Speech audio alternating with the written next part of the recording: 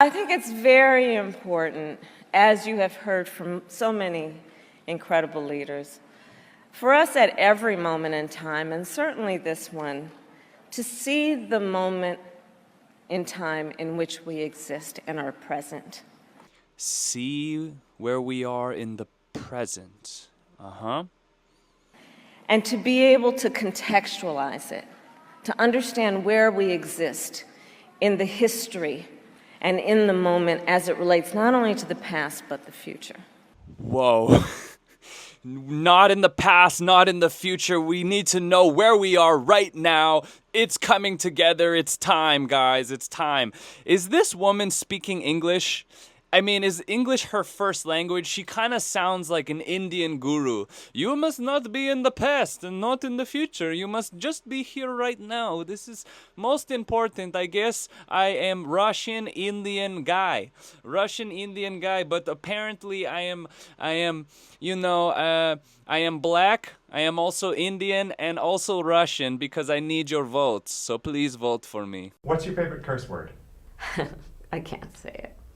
It starts with an M and it ends with a.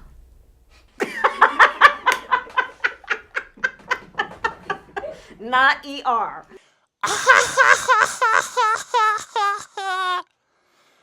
Motherfucker, you're garbage. Trash? So in this video, I'm going to try to paint some picture about why Kamala Harris is garbage and why we can't vote for her and why in voting for her, it's probably going to ruin America and there's no coming back from it. There already might not be a coming back from it because she already let in like millions and millions of illegal immigrants across the border. There are already 14 states that don't require voter ID. And why is that? Well, they're probably going to try to swing the election by allowing these illegal immigrants who she let into the country, who are probably going to vote for her because Trump's going to kick them out. Well, she's probably going to let them to vote and she's probably going to get away with it. And if she does win, this country, America, is going to fall apart. It's over. I'm going to run this clip from Valutainement that's going to explain to you why it's over if Kamala Harris wins the election. Check it out. Listen, Elon is not only one of the most successful dudes, he's one of the smartest dudes out there. He warned in this interview, Pat, that if Kamala Harris wins, it's over. It's over because of the 700% influx of illegals in all these swing states and all these battleground states. He put up a chart. He put it on X. He posted it. It was the scariest thing. And he's telling them, he's like, this is why it's so pivotal. This election matters more than any of them because if they win, it's a wrap. I was just going to ask you guys that. Yeah, because Adam, think about it. These people that are here, those 20 million, I think it's more, their kids are going to have kids, and it's going to keep going, and they're having kids. They're all going to vote Democrat, and it's a wrap. That's why, and I hate when people go, well, every election is important. It's not like this. It's never been like this with technology being where it's at, and the fact that in California, Gavin Newsom passed, now it's a law. It is illegal to even ask for identification if people are going to vote. He even talked about this here. And Tucker was like, what do you mean? He's like, it's made it. He goes, one of his friends, Elon's friends, went to go vote. And they go, we can't even ask you for your ID. I wonder why they would let millions of illegal immigrants over the border, opening up the border intentionally, getting rid of 90 of Trump's executive orders in order to do so. I wonder who that would benefit. And I wonder why they would now, in 14 states, including swing states, make it illegal and not necessary to vote with an ID. Funny. That doesn't make sense. Or does it? Or does it? Or does it? Subscribe to their agenda of manipulation, of trying to keep themselves in power. Why would you not need an ID to vote when you needed a card to buy a burger during COVID 2 years ago? And if you didn't have that card, you could not get food or a burger. And now all of a sudden, when Trump says that the election last year could have been rigged, that maybe there was some faultiness in it, which always happens every year. and that he was crazy for thinking that. And now all of a sudden in 14 states, you don't need an ID to vote.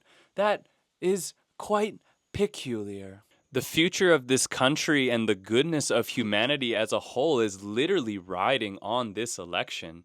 There is so much at stake here, and many people are saying that this is the most important election that we will ever see in our lifetime. And I know Trump can be Trump. And nobody really likes Trump at the end of the day. He has major character flaws. He's kind of gross. There is nobody that respects women more than I do. Nobody would be tougher on ISIS than Donald Trump. Because nobody's ever had crowds like Trump has had. There's nobody that understands the horror of nuclear better than me. And nobody even understands it but me. It's called devaluation. The sale of the uranium that nobody knows what it means. I know what it means. Nobody actually likes Trump, but you know what people don't like more than Trump? People don't like the establishment. And we are certainly, at this point, just fed up. We're fed up with both sides pandering to us, giving us false promises, lying to our face, and never doing anything about it. Trump is going to do something about it. He's learned tremendously from his previous 4 years in office, and he learned from the mistakes of the people that he listened to that he shouldn't have listened to, and he is being bombarded and under fire by the media, by the left, and they're going at him so aggressively because they are absolutely terrified of what he would do in power. And they're trying to convince you to think that he is a Nazi and a dictator and all of these things, which makes no sense because he was in there for 4 years and he didn't blow anything up. He didn't do anything shit crazy. In fact, he probably did more things that were good for the country than Biden did as he was sleeping into dementia, and somehow Kamala just let that all happen because she's a pawn and she has no backbone and she's not even a real human being. She's literally just a slimy, slithering, frickin' people-pleasing, say whatever she needs to do to try to win your vote. But I don't want that. I don't even want to get into it. It's too gross. And you don't want that.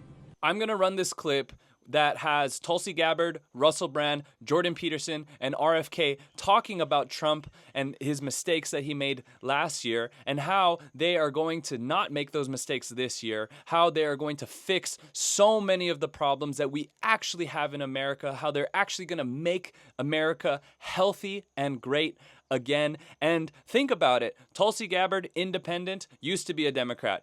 RFK, independent, used to be a Democrat. Both of them are on the Trump team. Why is that? Well, there is compelling reasons for that. If you look past the legacy media and you actually hear from these people who have proven track records of coherency, of being patriotic and caring about America and standing up for the right thing, for integrity, for God, and for the people. Let's run this clip back.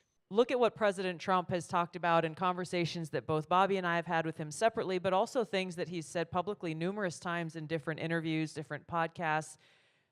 When he's asked, how would you do things differently? He admits that he had a lot of bad people around him before. That when he won the election, he was confronted immediately with a very urgent task of staffing an entire federal government. He took the advice of a lot of people who are the swamp creatures of Washington, telling him, here's who you need to have in this position, here's who you need to have in that position.